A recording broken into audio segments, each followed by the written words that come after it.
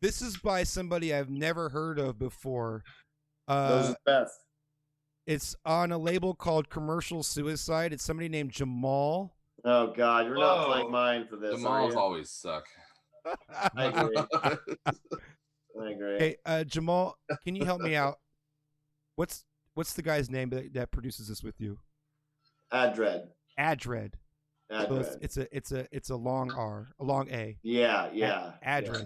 Okay. Yeah. I always thought we should combine names, be like Ramred or. You know.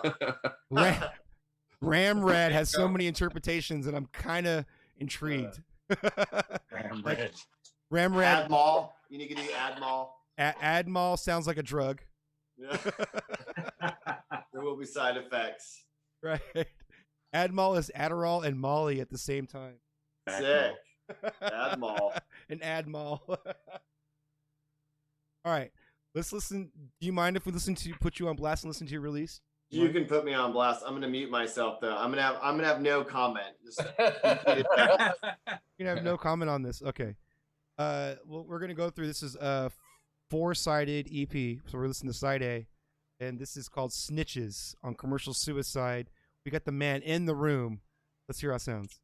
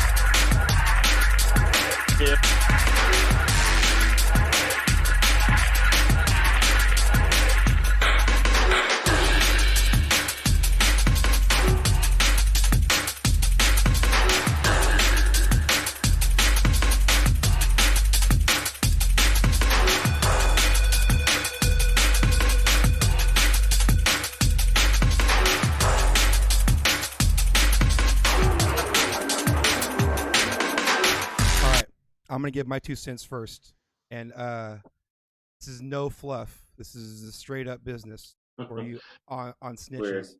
All right, I like it. Okay, Drum roll. here it comes. I like whatever that like that airy kind of ambient patch in the background that sounded like some underwater, like I don't know. It wasn't a musical sound. It's like the I don't know what it was, like some sweeps or something. Some like noise vibes. Sound like it's Yeah. breathing too. The break. Yeah, too, that shit was it's kind of tight. like breathing, like pulsing. Okay, so first of all, the phrasing is sick. It's right up my alley right now. I am True story. I go through moods personally, and I swing daily on like what kind of stuff I'm gravitating towards. When it comes to this flavor, I like things that get me excited, but still have a level of restraint that keeps it from being like obvious. Does that make sense? Mhm. And you're coming through.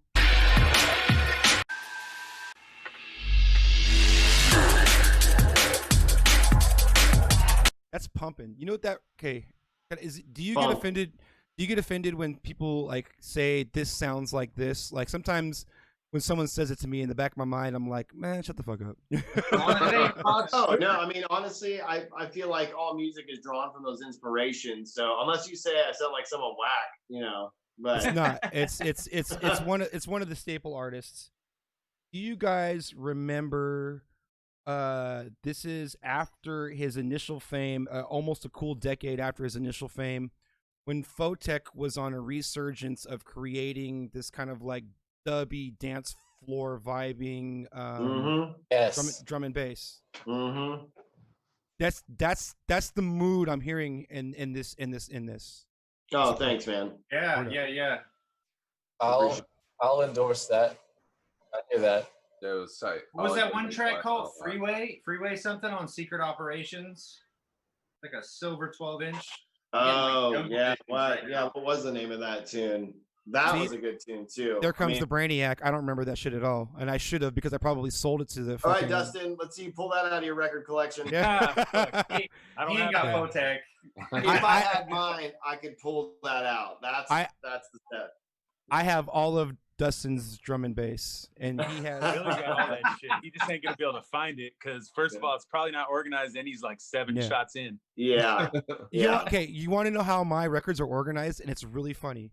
My records are organized by gig because once I've played it at a gig, I kind of shelf it, right? That makes sense. And so like it almost becomes like this, and it's 3 moves deep. You talked about moves, and moving is kind of a shuffle. 3 moves deep, and it's all organized by gig. So basically, like it's almost like it's one giant mixtape. You know what I mean? Like you start flipping through things, and all the next record kind of goes into the one after it, into the one after it, into the one after it. Because when I'm playing at my gig during the vinyl days, I had, in order to know, because I'm getting drunk and I don't want to play the same record twice. In order to know that I played this record, I would put the record back into the sleeve, and I would put it into the back of the stack, Most definitely.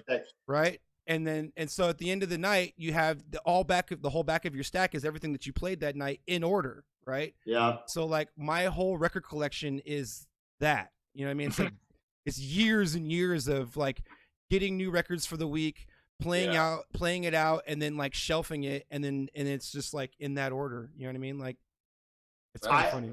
I made the mistake of doing the diamond sleeved, so when it's up, it's to the side, and so you could keep it up. And so because I used to kind of keep mine grouped by style, because I never have like a play order, and I still don't. So nope, never.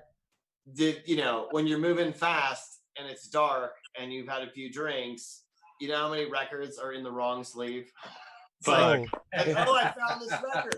I pull out that is not that record. Then I go into the hunt with the empty sleeve and the record with no home. Yep. And I have like an entire, probably like 4 bins, deep, hundreds of records of wrong sleeve that one day I will figure out. The section Let's not even talk about the condition of all my hip hop records from when I was younger. They're all fucking beat to shit because I'd power mix and end up with a stack of records out of the sleeve. Yeah. Every time. Oh yeah, now they all skip.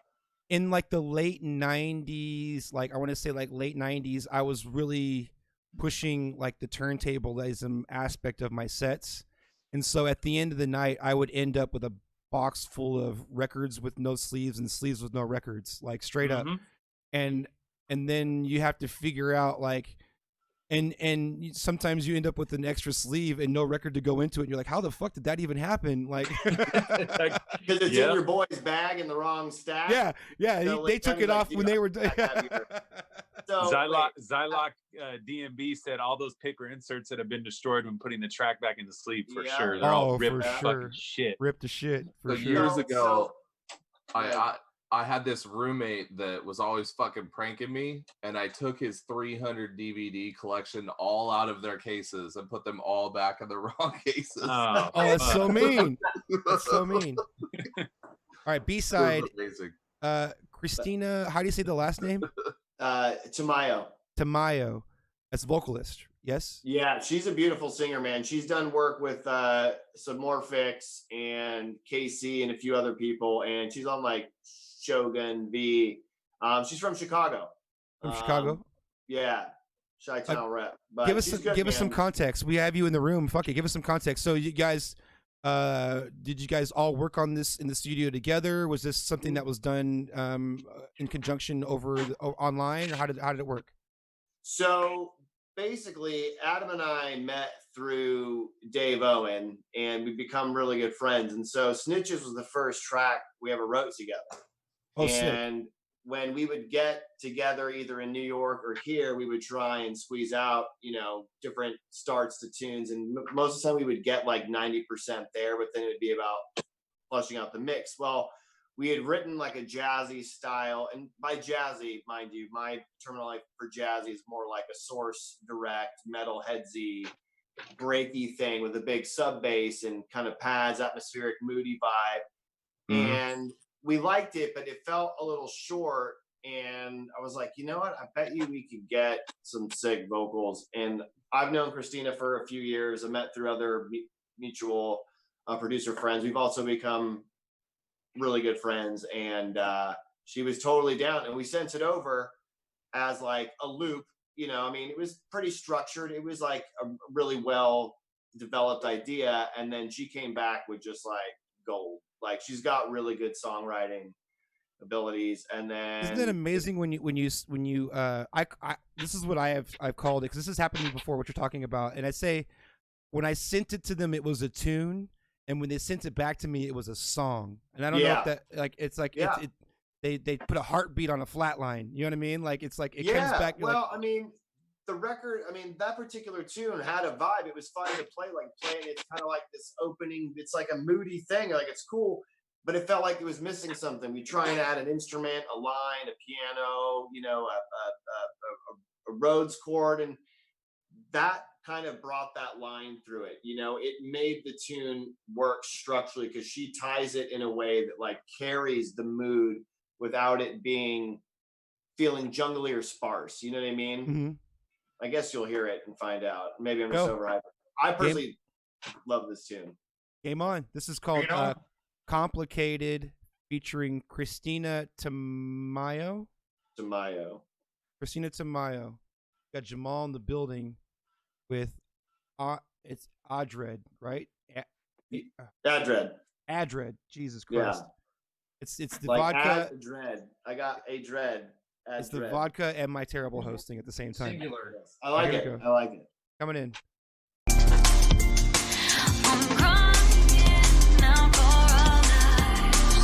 Oh, by the way, are you gonna copyright strike us for playing your music without permission right now? Oh, come on, man! Can't we all just get along? Shit. That's up to Clute. That's up to Clute. That's the correct answer. Okay, coming back in. Mr. Withers.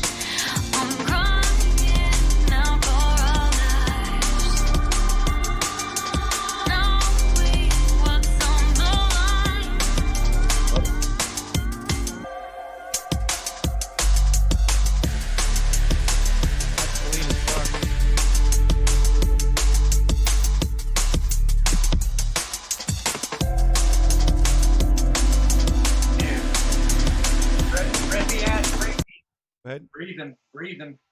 Let me say something real quick. Anybody who's tuned in right now, I really hope you at least have headphones on. But I'd like to remind you that the Twitch app is available on all smart TVs and gaming consoles. It's really easy to put it on in your living room speakers.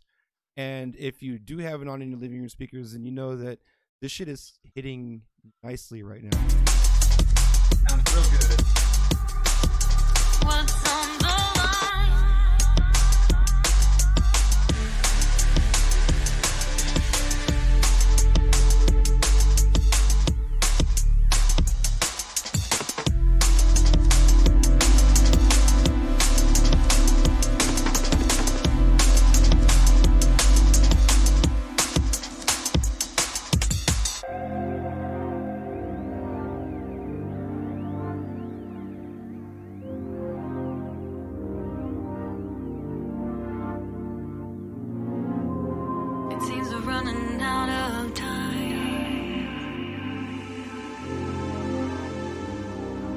Record the vocals herself, or did she do it in a studio? Yeah, she knows how to record. It seems we're running That's sick. out of time.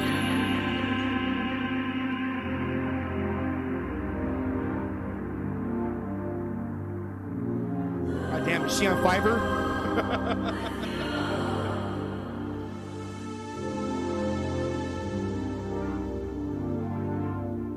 Love this synth right here. You don't know me anything, and all these pieces will remain in this loop with you. It goes against the name. I'm crying out for all that. That was my mistake. That was my mistake. It goes against the name. Okay. Sorry, that's my mistake. That's because I'm playing it from the Beatport snippet. My ass is showing. That's what happened. We could put it on the, but here you go, guys. So here's the bright side.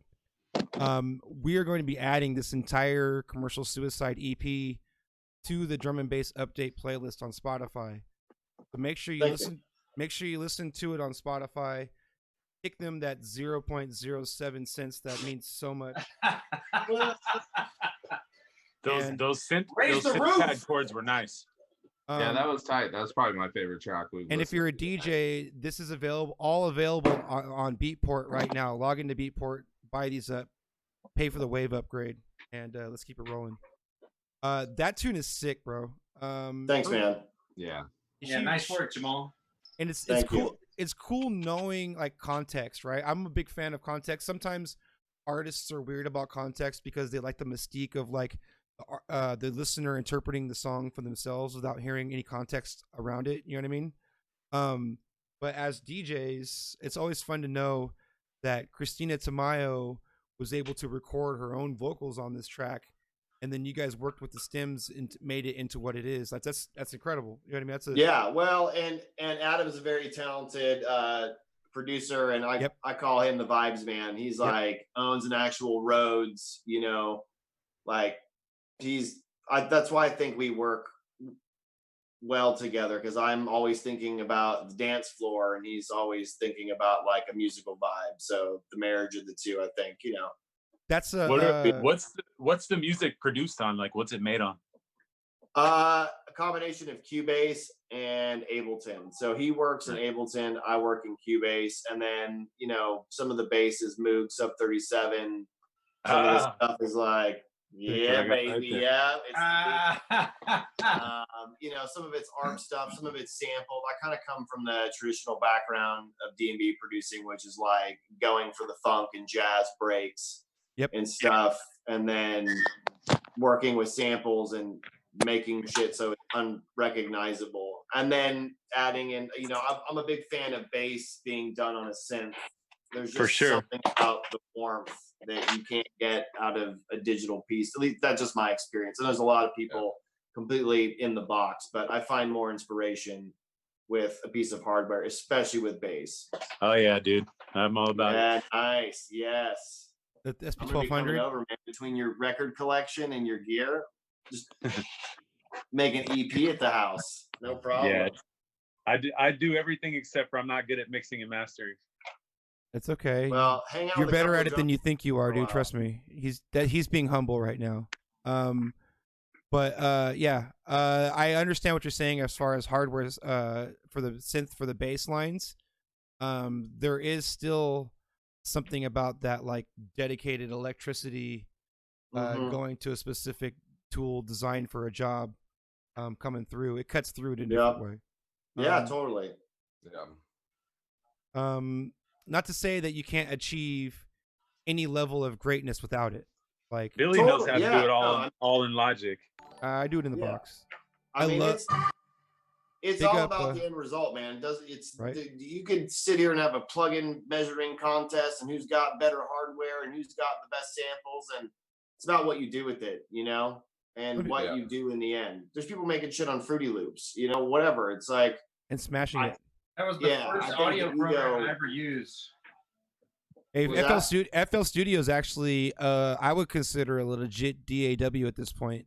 FL Studio. It is now for sure. Yeah. I mean, I was like messing with like Reason 1.0. It was like the first thing that wasn't super complicated to use, just like goofing around. Like there was an old Acid program, you just draw loops. I would take like Star Wars samples and just loop it at 175 and just make absurd, weird shit, because it was just, I could make anything a loop. It's actually easier to make beats in 2001 than it is now. So you just like paint by number shit. You're like, oh look, I'm in it too. You know. Evan and Jamal and Evan, and Billy too. What was your first program that you ever made a beat in? Mine was Logic when it was owned by eMagic. When I would say I actually wrote a tune, it was probably version 4 or 5. I think the tune is very good. Well, when I say beat though, like a beat you were proud of, or like just starting out, like with your first audio software. Well, combination of Pro Tools and Logic, because I bought a Digi 001 sound card. Okay, that was the first like interface. That's gangster. That I That's had. gangster. Okay. Evan? Sometime in like, it's got to be 1993.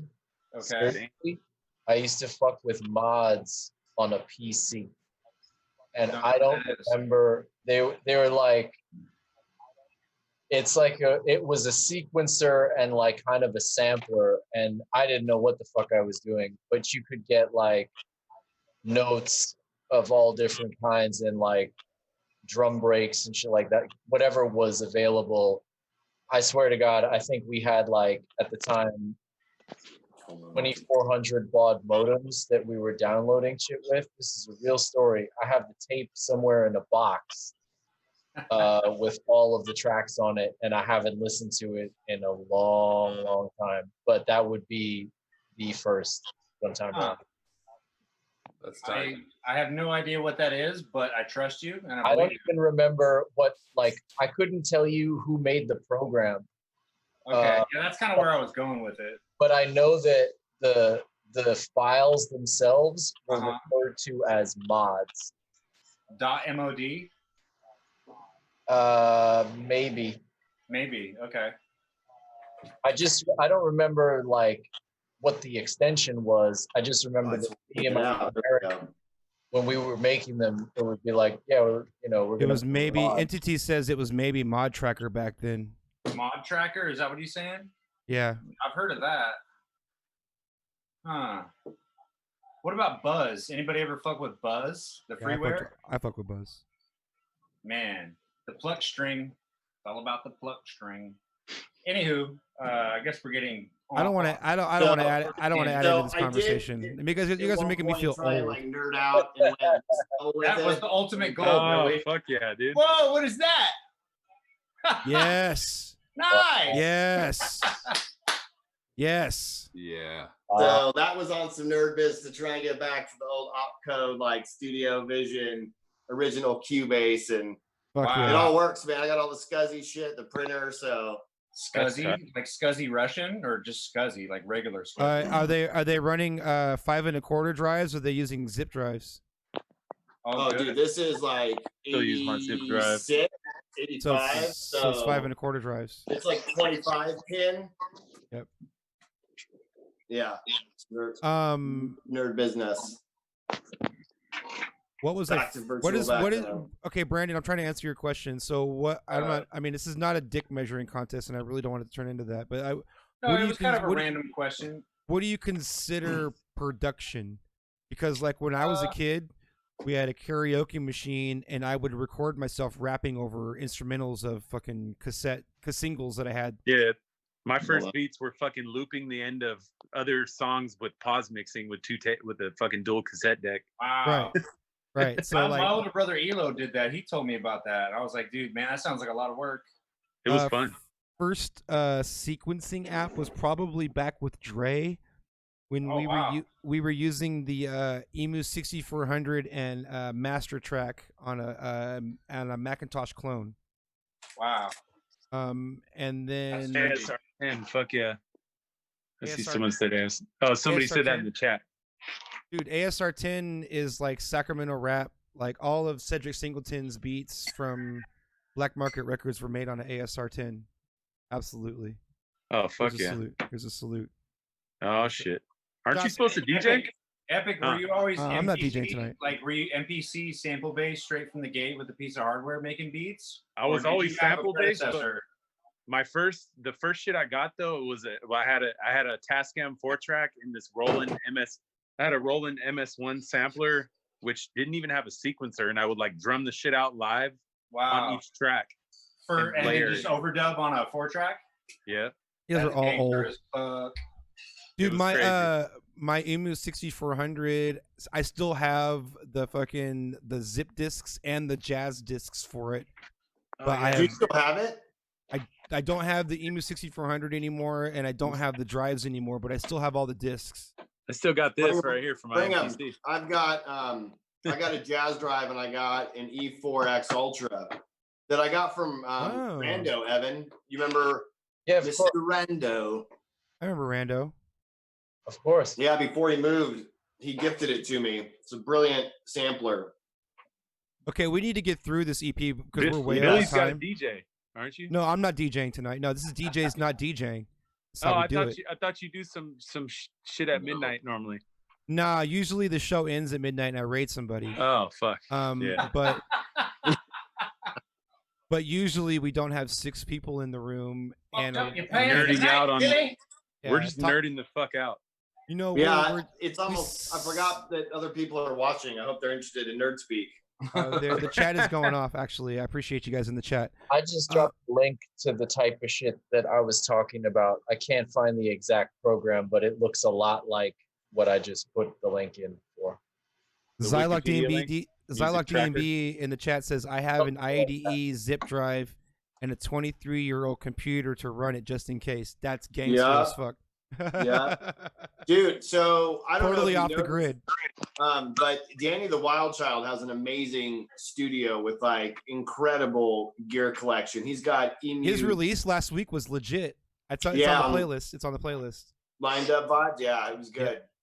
But his gear collection, dude, is like incredible. I mean, he's got all the Kurzweil, but Danny's got old PCs totally dedicated to just running these systems, like archaic machines in mint condition that boot up and they're just old. It's like old MIDI sequencing software that he's just using to control the old synths, basically. Or? Yeah, there was a documentary that Reverb did with this guy who talks about like the history of drum machines and general history of synths. And since Reverb is based out of Chicago, they shot a lot of it at his studio with his gear. Like he's got a lot of pieces. I mean, his studio is incredible. He's one of my favorite DJs, man. And I love he's a bad man. San Francisco has given San Francisco has given Danny the Wild Shot a lot of love, and as being in Sacramento, we could never afford him. So I appreciate San Francisco being 100 miles away. Hey, well, post-COVID, let's make a dual show happen.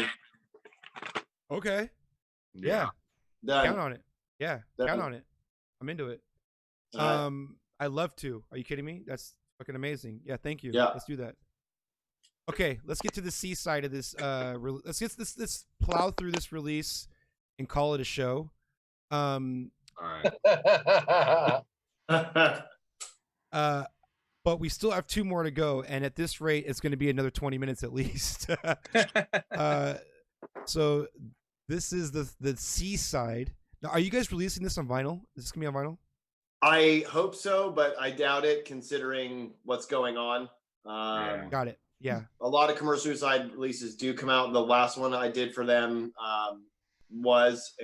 but I don't know. Is there it's a commercial? Expensive and that plant burned down, so. I totally understand. Shit's weird right now. Is there a Commercial Suicide Bandcamp?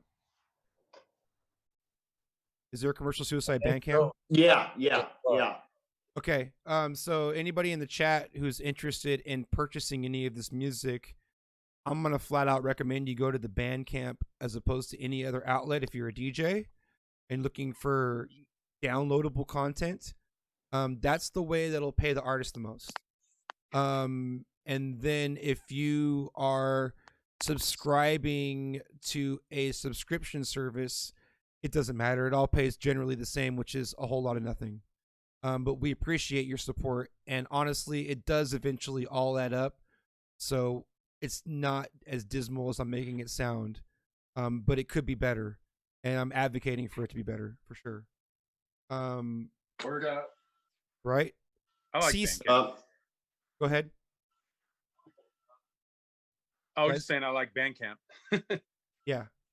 Sure. I need to step up my Bandcamp game. My Bandcamp game is hella weak.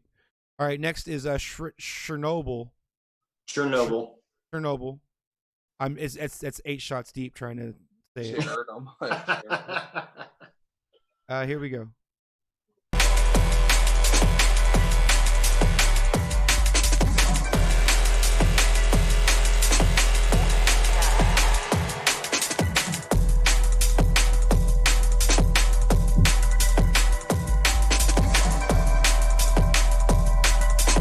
By the way, if we do actually get muted for playing any of these particular songs, like if it mutes this portion in the video on demand later, I'm totally going to call you out because that's going to be some funny ass shit. I am like we're literally promoting your music right now. I'll just go back and reinsert the clips. All it is just like acknowledging the fucking how fucked up the system is. I know.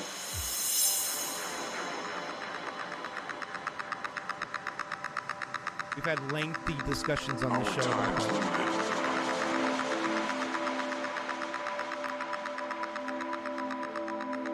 It's a really long breakdown. Spoiler, and I really hate to be the spoiler on this. Unless I open Spotify, which I'm probably gonna do, and play this tune because admittedly I haven't bought it yet. Actually, you know what? Fuck that. You know what? I'm gonna buy it live. I'm gonna buy this EP. Yeah, I was gonna send it to you live, but thank you for encouraging positive behavior. Fuck that. I'm gonna buy this whole EP live right now on the show. This is the Complicated EP. $5.16. I've spent more on less. You kidding me? All right, into my cart. Oh buy damn, this that shit right phone's dead. All right. The AIFF upgrade brings it to $7.16. Oh, shit! After my cut, you know what I'm getting? Nothing. You're getting that 16 cents. Hell yeah. I'm feeling it. And thank you. Of course. All those tunes sound dope as fuck, man. I hear like early, I was just tripping out in my weird nerd drum and bass brain going back and peeling the layers of time away. And I remember when I first got my hands on Casual Bodies LP, and I just could not stop listening to it, and how, you know, Mr. Withers engineers shit. He's a drummer. He came from playing drums, much like myself. So I always thought about that listening to his tunes, and it kind of helped my journey as far as what I liked. But I hear a lot of that technique in a great way, not in a demeaning way. I actually used to drum. I could say I'm a drummer, but you know, I haven't played fast in a very long time, not in any way that would be meaningful. Playing songs, but yeah, I'm all about the rhythm, man, and I appreciate that actually stands out, you know, because I spent a lot of time being meticulous with drum programming. As simple as it may sound in the end, that's kind of the beauty of like a good drum break. It's not about being complicated. It's about a swagger, you know, it's about that feeling. It's kind of like cooking, how like some chefs will put a bunch of ingredients in a thing to try and wow you, but really you should be just highlighting the simple few things that you're doing, like the meat, the potatoes, the vegetable, and the sauce. It's very similar in that way. Like just do a few things and do them well. I mean, I used to be super complicated as a producer and overlayer everything to death. I thought that was how you got bigger sound. Just keep adding more layers. Yeah. All it did was mud the mix and make something way more complicated. Like, where is that sound playing? Why are there 42 tracks in this tune? Like, where is everything? Right. You know? Yeah. That's hard though, having a good vision, like, and having good sample selection initially. I struggle from that because I have tons of tunes that are 1/3 to 1/2 finished, and I'm like, what the fuck is this? There's just too many layers of bullshit. But then strip it back. All right, guys. Things are just very little, you know, very few tracks. Billy, what's happening? I have I appreciate you guys filling in that for me because I figured you were buying, so you know. Exactly. I had to go through the shopping cart experience. We could have all just watched you. No, long story short, Jamal, that shit reminds me of just OG Clute shit, and I love it. I always have, and I always will. Thank you. So big up. Let me tell you, Yeah, as somebody, Clute's a bad man. I've known Brandon for several decades, and he's speaking from the heart. That's real talk. He ain't that's no fluff. He's been that way for many years, and his tunes are on that level. Let me tell you. All right, Chernobyl. Here it is. The full embodiment. Right.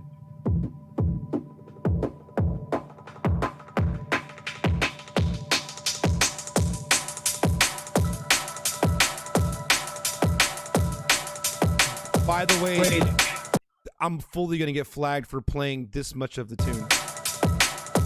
Just keep talking over it. Right, just keep talking over it.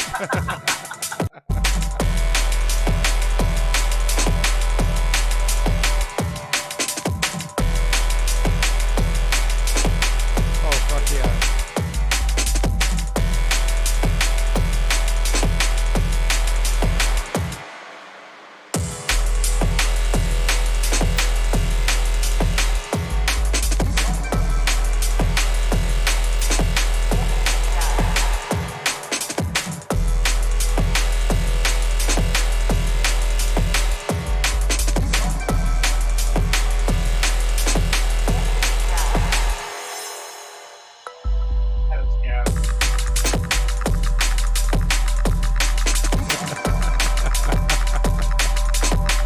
Okay, Jamal, let me let you in a little inside joke, okay? Yeah. So what the world has labeled foghorn drum and bass, Yes. we have labeled the angry tugboat. Yes. Okay? This is an angry tugboat. We have gone so far, watch your screen, as creating the angry tugboat emote for when the angry tugboat comes on. Sacto J is actually the person who coined the phrase. Because, okay, Sacto J, I'll give you a little bit of background. Sacto J, I know him from like club, bottle service club circles, okay? Not drum and bass circles, in other words. But in the time that I've known him, he has found his way into drum and bass circles over the years, okay? Mm. And so Sacto J has this interesting, it's not an insult, Jay, and don't take it as one, sheltered point of view when it comes to drum and bass, okay? And so I was playing a bunch of stuff from BOU, Bo, yeah. Boo. Mm-hmm. And he chimes in on the chat. This is like a month ago. He chimes in the chat, says, it sounds like a bunch of angry tugboats are taking over the music right now. And That's funny. Fucking thought it was hilarious. And so I've been calling it angry tugboat candidly. And then it's evolved into the angry tugboat emote. So it's a compliment, not an insult when you see the tugboats coming out, because they're getting hyped because we love it. And this track is slamming, bro. Yeah, big I'm up. trying to find. I want the angry tugboat. It's amazing. I was just looking at it. Just.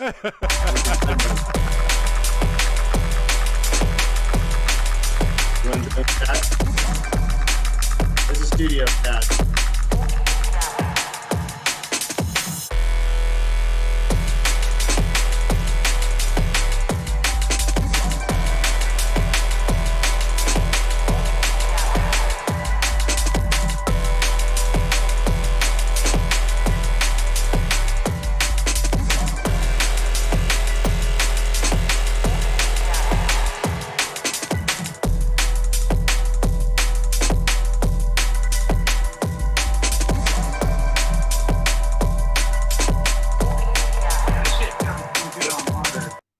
What was that? This shit sounds really good on some studio monitors. Yeah. Are you? You're knocking. I'm gonna give a little bit more skims. Don't be insulted. I'm getting more skims. I love this tune.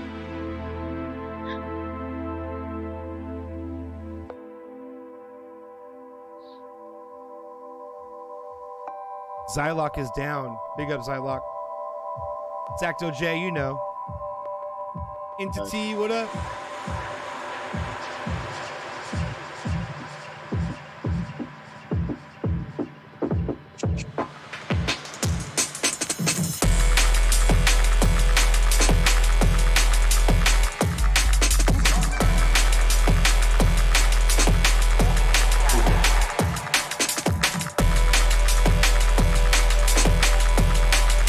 Yo, Entity said he just copped it tight. Oh, Big up.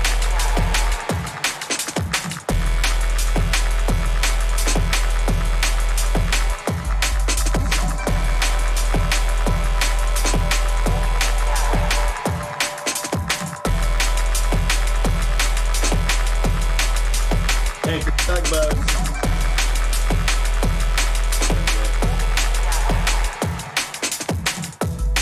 Yo, I'm down.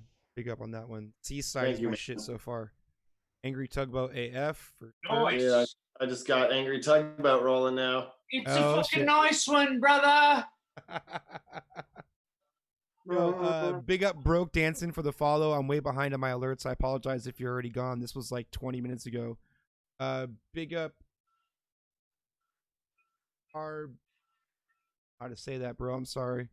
Herbivore. Big up. Thanks for chiming in. 33 minutes ago you followed. You're probably gone. Biggie chiming in with the tugboats. Hopkins chiming in with the tugboats. Zacto J. Jamal found the tugboat. Mr. Technical, what up? All right, let's move on to the D side of this release. And the last Tugging the tune, shit out of something. The last track. last tune of the night, guys. Called Filtered Reality. 12:30. We're 34 minutes overtime. The Fucking person fire, man. My fault. The person after me at the college radio station is pissed right now. You're fucking fired. This is Filtered Reality on the Complicated EP, Commercial Suicide. We have Jamal in the fucking building. Who would Yeah. have thought? Here we go. By the way, I bought it, so we're going from the tip.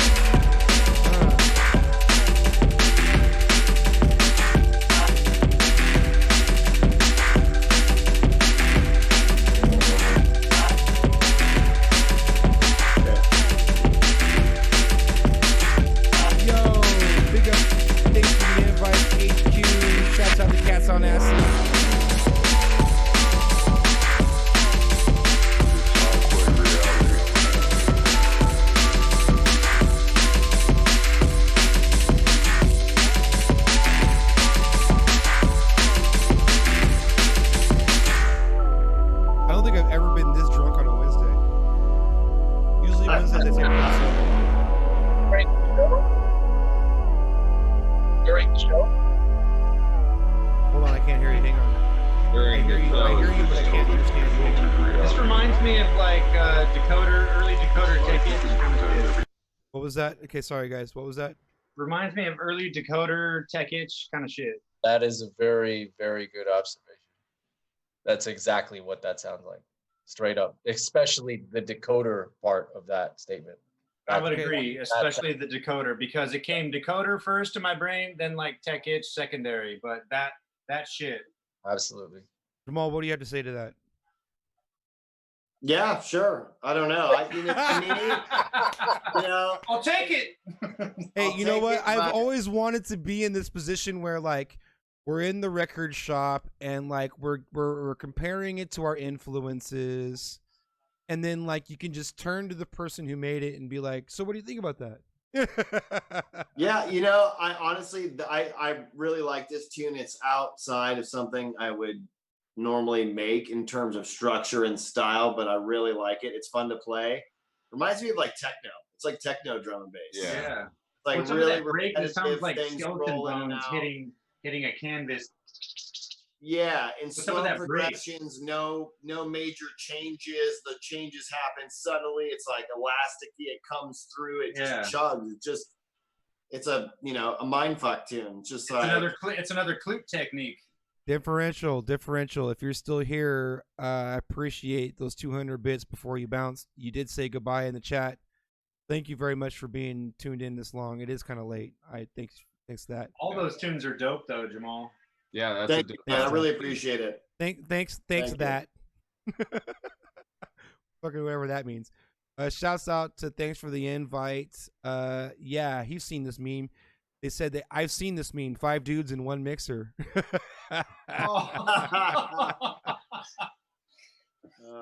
There's a lot of truth in that. I appreciate that. Hey, we all need a hobby. Have mercy. Yo. Okay. I need that. Can I just say, someone chimed in, where was it at? I saw someone say decoder and substance. Zylock said a decoder and substance kind of vibe. Shouts out to decoder and substance era of decoders contribution. Are you talking hard leader days? Like, yeah, right? Substance has decoder and substance working together had a lot of tunes. Fuck yeah. Remember when they were in Cochin? Yeah. Fuck exactly. yeah. Did you guys ever come out when they came out to San Francisco and played live at the Justice League? I wish I was there. I wasn't. I didn't go to that show, but I wish. Dude, that was a pretty trippy show. That was the first time I saw live at drum and bass, and watching. How did they do it live? Because I forget who was doing what, but one of them's on drums, one of them's on bass, and then Homegirl was singing. It was good. I was like, that shit was way like just drum set, just straight. Yeah, he's playing 2 drum snares, set. Proper kit. Like they played those songs live. But they had to play just some after sort of like Harley, backtrack. They had to play some sort of pre-recorded part of the song. There was parts of it, but it felt like a live set. Yes, I mean there was a tune being played. I don't know if it was past. I can't remember, man. I was like 20 something. I don't know. Rocking. I just can't remember staring at them playing the bass and the drums. I wasn't interested in anything else. I was just like, "Fuck, he's a good drummer." Yeah, he's playing 2 snares. It's like, it was like playing live amen breaks. Like, I think people forget that break is sped up. You kind of have to have 2 snare drums to play drum and bass. Yeah, on a drum set. Yeah, you have to be able to like switch between 2 pitches. Yeah, well, and then he had a triggered thing where he would have a module. So off to the side of the other, he'd be playing his hat. He would like dip down. He would trigger a module. He would trigger pads and sounds, or just the reggae horn sound.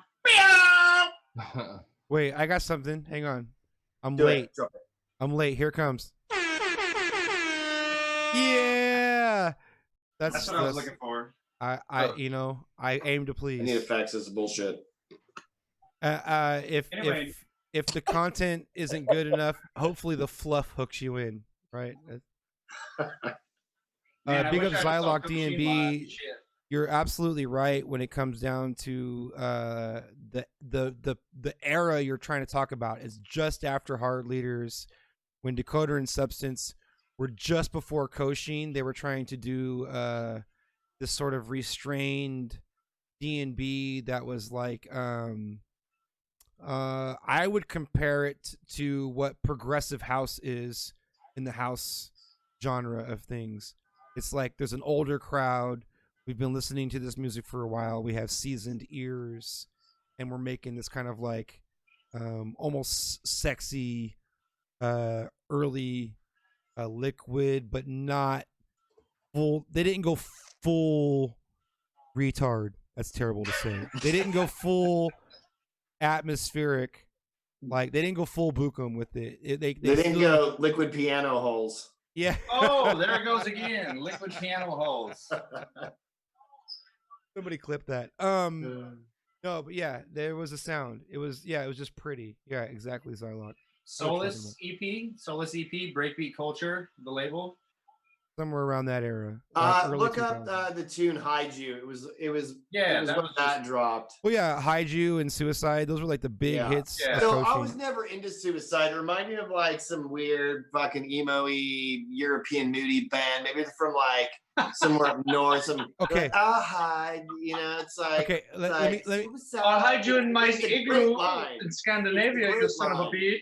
I got the Kosheen thing locked, and I was saying this in the record shop, right, when it came out. Okay, so, and this is like exactly true still. When Hide You came out, they had like a sound, and I jived with it. Like I was down with Hide You. I liked the way that it rolled out. I liked that big that easy stab. It was so DJ friendly. It was fun to play. Totally. And like Hide You was sick, right? You layer it. Yeah, and then Suicide came out. And it reminded me of like, have you ever seen like somebody who has like a viral hit on YouTube, right? They have this accidental viral hit where like it gets tens of millions of plays, and they try to bounce off of that success by creating something else, and it might actually be like overly produced and even better produced than the original hit, but you can just tell that they're trying too hard to try to follow up to something that was like an accident, not accidental, but like something that hit more organically. They were forcing something to happen versus something that just kind of happened. Does that make sense? I don't know if I'm it makes sense.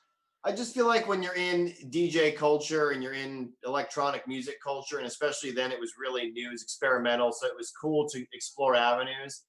But I think this is just my speculative opinion that they tried to create a package thing. It was like a band.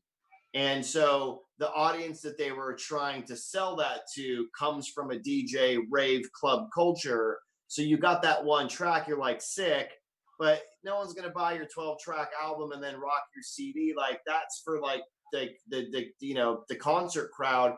And I just feel like it got lost. Maybe they were ahead of their time. Maybe they went on to go different projects. I mean, I never followed it to know what happened, but like I agree. Like Hide You came, it was huge. People were like, oh shit, Kosheen, and then as quick as they came out, that shit evaporated. Right. It was during a time when true story. It was during a time when the pop music industry was struggling with how to market electronic music because the music shelf life was so fast and internet culture was so new, and they're coming from decades and decades of being able to do these release campaigns that would be an entire year, right? Yep. But that turned into what else you got in a matter of weeks, right? And they weren't used to that type of demand from an audience, and they failed in supplying that demand, in my opinion. Because their old systems didn't cater to the pace in which we were looking for content, right? We were looking for content on a higher level, on a higher rapid pace than the last 3 decades had provided. And they didn't know how to provide that level of content yet, because there wasn't a YouTube, there wasn't a Twitter, there wasn't any of that. They were just going by, you have a release campaign, you spent the last year working on an album, and we're going to spend the next year selling it to the crowd and touring you around the country with this product. This is like something they've been doing since the 60s. Now all of a sudden they've got this style of music and an audience that is consuming it on a way faster rate than they're ever anticipated, and they had no idea how to do it even long after that shit was like, this is like it's what sparked the demand for things like Napster and like wanting to fucking get shit faster than we were able to. We were trying to consume faster than they could supply. That makes sense? Yeah, I also think that they missed the mark and tried to apply a very corporate mentality to a rave cultured music, and they tried to sell us back our own music, bastardized, and we laughed. And I know a few producers that got paid, worked on some cool projects, but those remixes by those majors ultimately just fell on some shit shelf at like a Virgin record store for $4.99. Yep. Some bullshit hacked remix of some like huge artist. It was garbage. Yep. What they learned from that was don't invest in the music, buy the party. Yep. So they don't even have to sell the music anymore. They just own the party, put the artist in the party, and then tell the kids to buy the tickets. They're like, oh my God, I'm going to the festival with the dude. This is the guy on the thing with the thing. And then don't need to sell music, just sell fucking tickets to a fucking laser show. Right. That's the pivot they had to make. I can say that now because there's no shows and it's COVID and this will be gone in a year's memory and I'll get gigs again. But, you know, they fucking swallowed this industry by buying up the concerts, the venues. Yeah. And they said, fuck the music. Like, we'll just own the culture, you know? Right. Monopoly. Because of YouTube and Spotify and these channels where there's access, but there isn't the same type of A&Ring and gatekeeping. It's like even kind of worse now because you don't have music people listening to music. You have corporate people looking at spreadsheets and numbers and looking at trends. Yep. And so I feel bad. And lawyers and people that are more interested in your marketability than your actual actual content. Yeah. Right. And that's a sad state of affairs because then you end up with a Twitter fucking president. Yeah. It all comes from music. Right. And you get these social networking influencers that are now on the byline for like pop singles and shit like that. Well, this is my sponsor, you guys. On the flip side of that coin, if any of like onions now, right? On the flip side of that coin, I'm not too proud to say that if like anybody wanted to buy in on me that is rocking with 3 or more commas in their bank account, all power to them. Let's talk. You know what I mean? Like, yeah. Hey, let's be real about one truth that I think is often overlooked in all art forms. It's always been funded by rich people. Artists make shit. We don't have money till they buy our shit. Right. So I'm not saying let's not work with those people and figure out how to get them to support us because we do cool shit. I just think the line that gets crossed is the one in which what you're making is bullshit. That to me is that line. When you think that and you still do it, or you fake it, or you pay people, or you buy shit to mimic the creation of the product, that's when you're horseshit. Anything else is just music, man. It's all subjective. Yeah. All styles, all of it.